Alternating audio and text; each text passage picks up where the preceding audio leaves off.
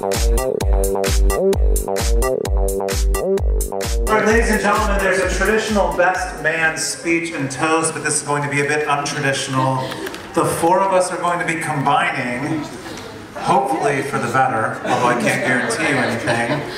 Some of the humor might be a little bit rough, but as Lee said, we're just going to blame that on Dave being British. So sit back and enjoy as we take the piss out of, celebrate the marriage of Sarah and Lee. But before I turn it over to Brandon, Sarah, please take your hand and place it over the top of Lee's, where we can see it, please. Up there, okay, keep it there. Well, you can rest it on the table if you need to, because a sprinter doesn't want that kind of endurance type thing. So please keep it there, and we will come back to this a little bit later on. We were to start it off with a little bit about, That's probably why you work great. about Lee, and you know, each of us that stands before the two of you today has a special place in Lee's heart. And Lee has a special place in mine as well. Many of you may not know this, but Lee is my biggest fan. No, I'm serious. When they lived in San Jose, he had a picture of me framed on his desk.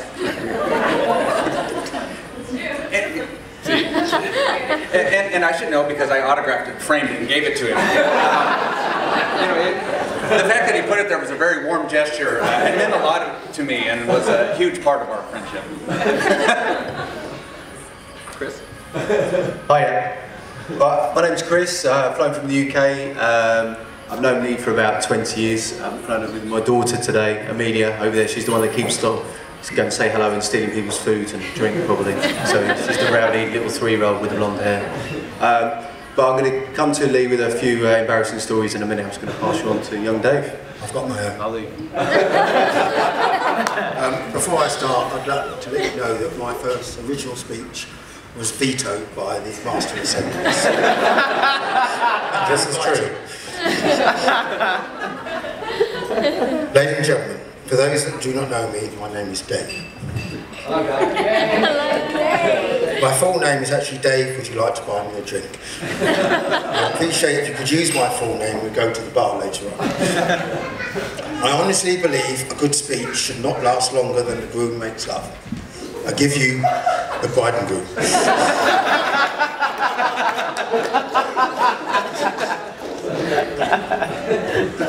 It is a great honour giving this speech, but in all honesty, I am a little bit nervous. I feel a bit comforted by the fact I actually rehearsed this a couple of times in front of an audience back home in England. The first time was in the local geriatric home. I think it went well. They all pissed themselves. The second time I rehearsed this speech was in the Colchester and District Nudist Club. I can assure you the first 2 minutes was the hardest.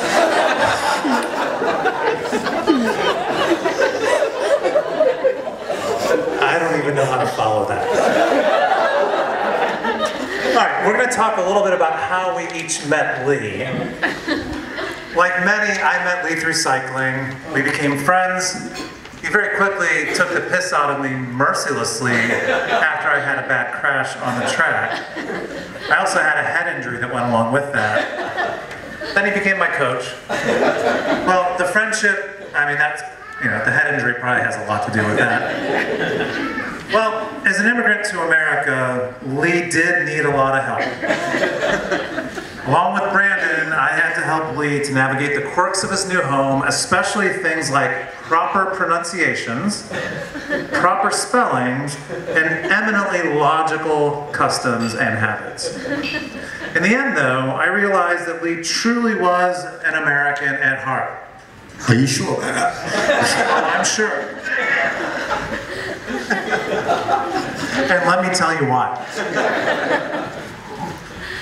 Lee has a personalized license plate, and he's always right in any argument or dispute. What could be more American than that? You guys are tough. Man. So again, many of us have a common connection with cycling with Lee, and I'm no other. But prior to formally meeting Lee, I knew of him. You know, his reputation preceded him. And shortly before taking my first training session from Lee, we crossed paths on a Saturday at an open session. And this is, I wish I could reenact this, but it would be inappropriate. You know, I found out who Lee was because, and I had to write this down to make sure I didn't get it wrong, he was standing at a table with no shirt on, bibs hiked like all the way up, barking at somebody whom I had no idea who, lathering himself in sunblock. That made quite the first impression. Little did I know that I would be here, you know, 3.5 years later, and consider him a best friend. But hey, first impressions. So, as I said earlier, I met Lee 20 years ago, and that was in my first job as an estate agent, and that's when we worked together. You guys call it real estate. In England we call it estate agency. And believe it or not, and this may surprise you, but we didn't actually hit it off when we first met. He's ever charming and very compromising demeanour. Didn't really win me over, I'll be honest. So we weren't really the good friends to start with. It was only over a year later that Lee asked me to go work with him at a new office that he was taking over in Brighton Hove in England. And then from there our friendship started to blossom. So he won over me in the end. Okay. When I first met Lee. What can I say about the groom? I've known him for many years. He's handsome, witty, charming. Hang on, wrong wedding. Sorry about that. I've been looking forward to this moment for a long time. I can talk in Lee's presence without being interrupted. Those of you who know Lee that well, you'd know what I mean. I first met Lee about 30 years ago. I was a national cycling coach. Lee was a budding young sprinter, and I gave Lee 2 bits of advice. 1, don't sit down and have a wee. 2, don't train too hard. He didn't listen, he still sits down for a pee, trains too hard, and to be fair, he did take some of my advice, even though he won't admit it. Just want to tell you a story about last night. Lee insisted that I sleep with him for the last time. We spent many a night together, and today, sadly, was the last time I'm going to sleep with Lee. I woke up this morning with ringing in my ears. I thought I had tinnitus. And then I realised I had 106 missed calls. I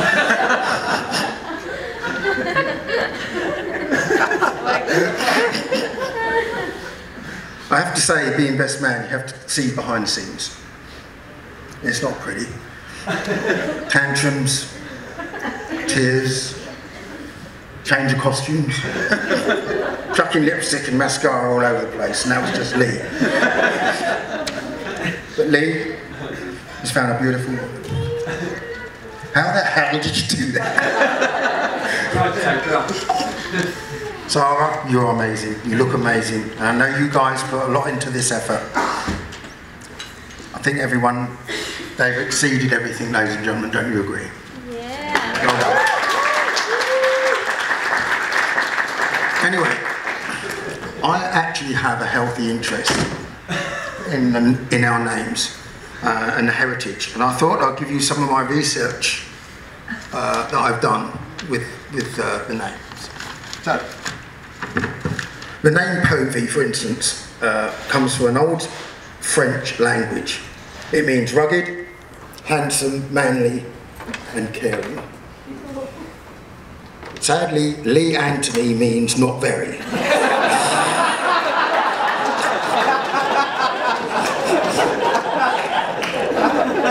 Lee, you will leave here today having gained a beautiful wife who is warm, loving and caring. Sarah?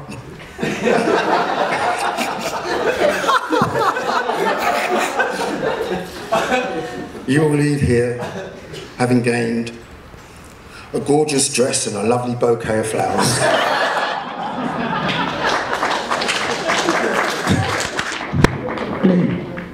Lee, as a married man myself, I would like to pass on some words of advice.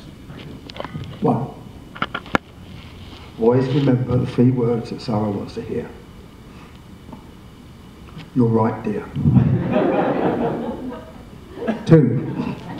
Never go to sleep in an argument. Stay up all night until you've won. And 3. A happy marriage is one of give and take. The husband always gives and the wife always takes. Remember that. Again, I don't even know how to follow that. All right, now we're on to the stage of the speech where we talk about how we all met Sarah. This will be significantly less sarcastic and much more serious. I don't want to steal anyone else's thunder, so I'll just say that from the time I got to be friends with Lee, he wanted to find the perfect woman to settle down with. Clearly, he has found that with Sarah. She impressed me from the first time I met her with her warmth and her verve. These things have done nothing but grow in the time that they've been together and the time that I've known her. Congratulations. So, before Lee met Sarah, this is positive.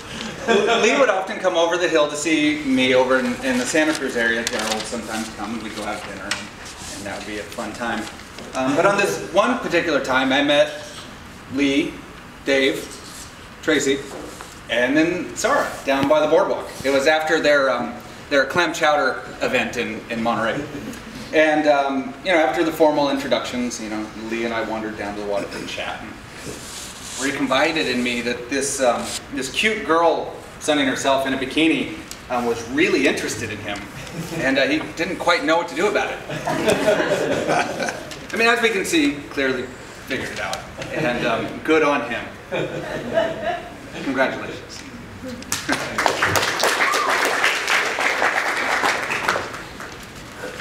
So I first met Sarah a couple of years ago when she flew over to the UK with Lee. And I instantly thought she was a really lovely lady. And I could see also straight away how fond of each other they were. What I wasn't surprised about though is obviously how much younger than she was than Lee, which is pretty much standard from his previous girlfriends. But also I did think he was punching well above his weight. But congratulations.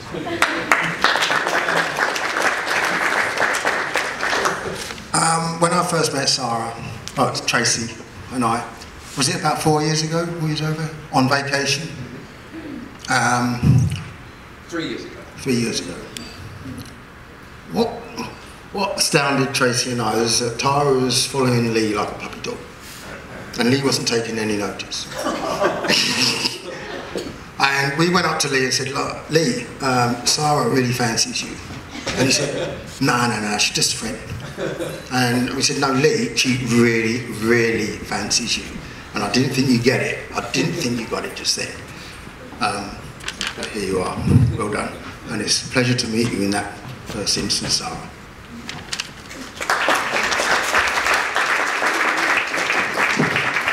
Before anyone worries that we're going to go on and on and on and on, we're getting to the finish of our collective speech.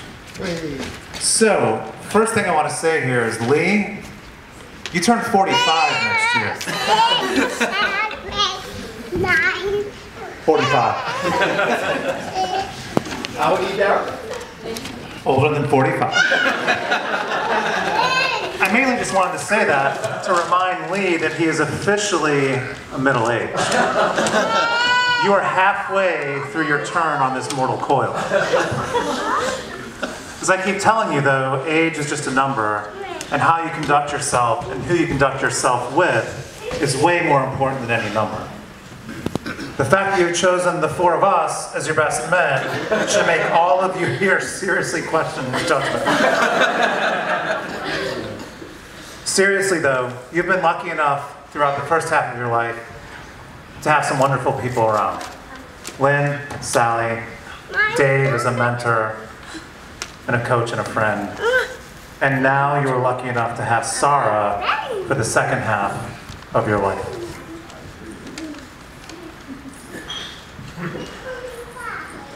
I have a feeling this will be echoed for good reason, but most consider it a success to find a significant other that's a notch or 3 above where you stand. To echo Charlie Sheen, your situation would probably qualify as epic winning. So congratulations to you. But in all seriousness, with Sarah, you found a partner, a confidant, a yin to your yang, a chocolate topping to your cheesecake. Insert whatever you will here. But for the two of you, as you progress in your relationship, let the past be a reminder of where you came from, the present a reminder of your hard work, and the future a guide by which you live. Continue to turn those close to you for guidance, and as their advice has helped you get to where you are today and will help you again in the future. I love you both.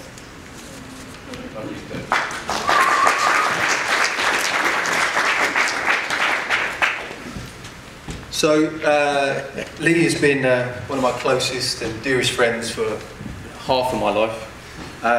And I'm really pleased that he's managed to find someone as lovely as Sarah to spend the rest of his life with. Hello, darling. Over there for a second. Even though he's had to travel halfway around the world to find his bride. It means a lot to me that Lee is happy. And I can tell you a lot of funny stories about him and embarrass him today, but I'm probably just going to go with one that's a little bit more tame. So when I first started working in this new office with Lee, about 18 years ago, and we went to this flat on evaluation. He said, "Come with me, Chris, we'll go on this appointment together to go and value this property." So I said, "Yeah, fine, let's go." So we went there, and the lady said, "Guys, why don't you have a look around yourselves? Go and have a look around the flat." So me and Lee went into the flat. The owner went into the living room, and me and Lee dived for the main bedroom, shut the door, and we both hurled into the air and jumped on the main bed. Of which this massive thud came that shattered the whole flat, and the bed collapsed and it broke. Now normally we would be like worrying with anxiety and that the owner's going to come in and then chuck us out and charge us for the bed that we broke. But no, Lee goes head straight to the ensuite bathroom, locks the door, he's in absolute hysterics, and I'm going, "Lee, come out, come out, come out." The owner, I'm thinking, is going to come through the bedroom door any second to chuck us out, but luckily she didn't. And we went back into the living room and she didn't say a word, and we carried on the valuation. But it wasn't funny, we weren't really surprised that we didn't get a call back, she didn't give us the business, we never heard from her again. So, but luckily we didn't get charged for that. It's slightly embellished in that story because the person who jumped on the bed was Chris. He didn't jump on the bed. He did, he's too old to remember. I can understand memories go. I'd say Lee has been a good sort of father / granddad figure to me throughout my life. And it's taught me many things. I would always use the analogy of, Star Wars, Luke Skywalker sort of / Darth Vader, because he showed me the ways of the Force. Although I think Lee would have made a better Darth Vader than the original character, because Lee would have been less compromising than the actual real Darth Vader. But on a serious note, I really do wish the happy couple a lifetime of happiness, and congratulations, guys.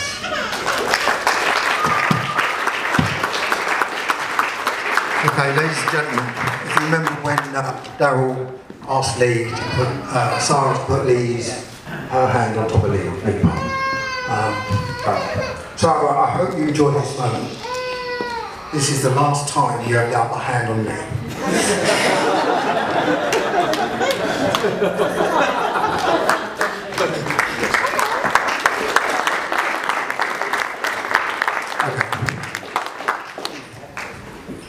As long as I can remember, all he ever wanted was a soulmate.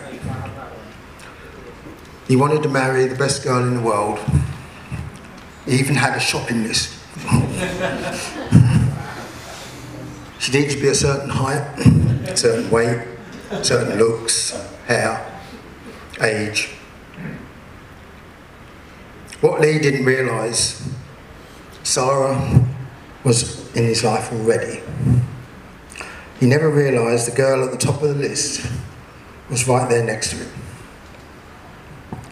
Well, mate, you woke up and there she was. You have found your soulmate, your rock, your happiness. So, ladies and gentlemen, I would like you to be upstanding and raise your glass and wishing them both a good life together, good health and happiness. Ladies and gentlemen, I'll give you Mr. and Mrs. Povey.